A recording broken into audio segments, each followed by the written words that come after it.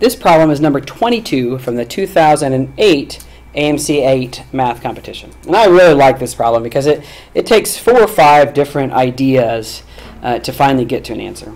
Okay, the first idea is understanding that n over 3 is the smallest that you're going to get, and 3 over n is the largest that you're going to get.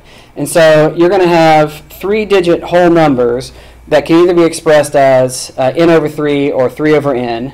And you want to find out what those values of n are that create these 3-digit whole numbers. Well, if n over 3 is the smallest you're going to get, then that means n over 3 has to be greater than or equal to 100, because that's the smallest 3-digit whole number.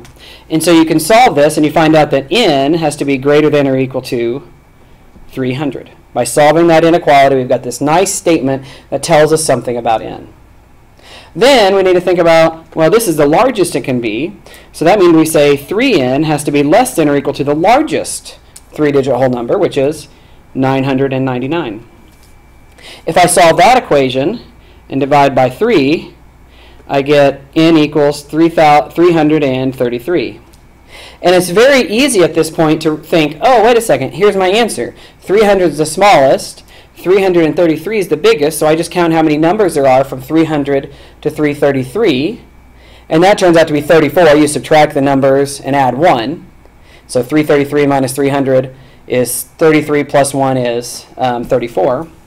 But that's not actually correct, because if you plug in 301, 301 divided by 3 is not a whole number. It's a decimal.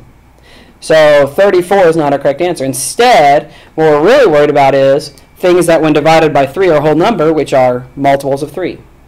So we start with 300, and then probably the easiest thing to do on this particular problem is you could just go through and list them out by adding 3 each time until you find all of the multiples of 3 that work on this one. It's a small enough matter that listing them out is not a terrible strategy.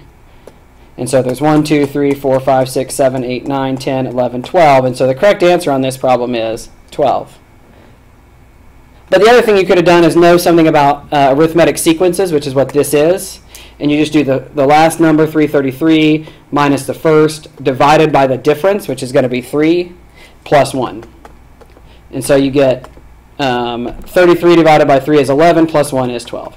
So there are 12 numbers that when you plug into one of these two, you get a 3-digit whole number. And to me, that's a surprising result. When I first did this problem, I thought for sure it had to be 33 or 34, just because it seemed like n over 3 and 3 over n is not a very restrictive condition. But because they were whole numbers, it restricted it a lot more than I considered as possible.